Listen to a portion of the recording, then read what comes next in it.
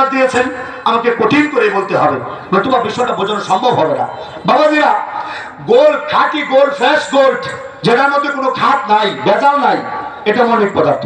খাঁটি রূপা, যার মধ্যে কোনো ভেজাল নাই, ওটা হলো মৌলিক পদার্থ।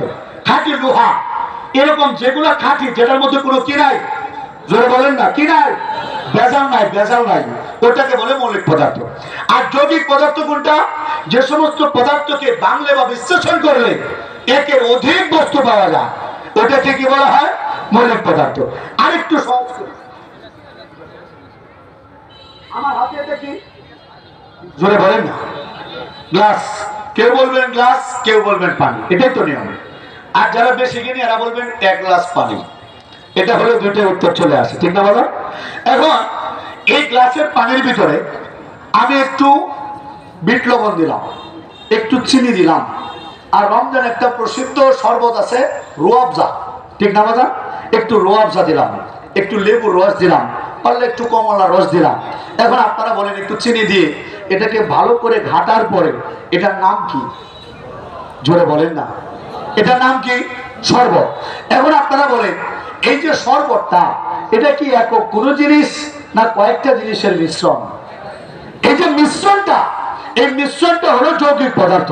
মিশ্রণটাকে কি বলে? যৌগিক পদার্থ। এখন যদি এটা থেকে সবকিছু উঠায় নেই, শুধুমাত্র এখানে পানি রাখি, তাহলে কি হবে? শিওর, ভালো করে চিন্তা করে বলতে হবে। সায়েন্সের বই থাকলে তো বোঝার কথা, ভাই বুঝছেন আপনি? এটা কিন্তু পানিটা ফ্রেশ, কিন্তু এটা মৌলিক না, এটা যৌগিক। বলতে পারেন কিভাবে? একটু বুঝিয়ে দিলে বুঝবেন। সায়েন্সের ভাইরা জানেন, এটা মূলত দুইটা গ্যাসের সমন্বয়ে গঠিত, দুই ভাগ হাইড্রোজেন, এক ভাগ অক্সিজেন।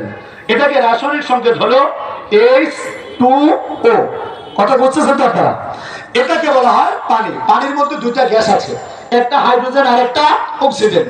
আপাত দৃষ্টিতে দেখা যায় এটা মৌলিক পদার্থ, কিন্তু সে মূলত মৌলিক না, এটা যৌগিক।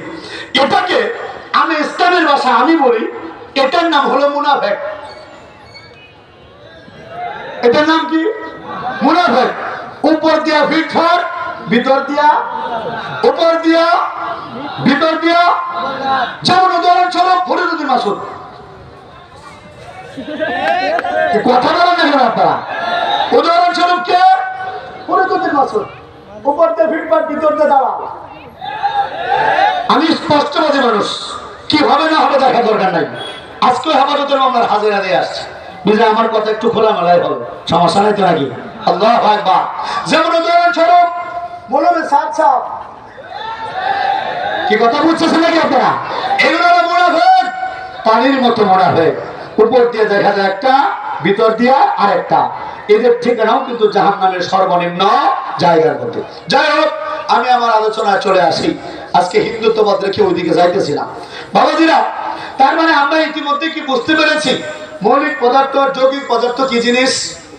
পরিষ্কার হয়েছে কিনা আমাকে বললে আমি নেক্সট আলোচনা যাব। আপনাদের কাছে কি পরিষ্কার হয়েছে মৌলিক পদার্থ কোনটা, যৌগিক পদার্থ কোনটা? আপনারা পরিষ্কার বুঝতে পেরেছেন তো মাশাআল্লাহ নাকি? আল্লাহু আকবার। যদি বুঝতে পারেন তাহলে বিশ্বাসের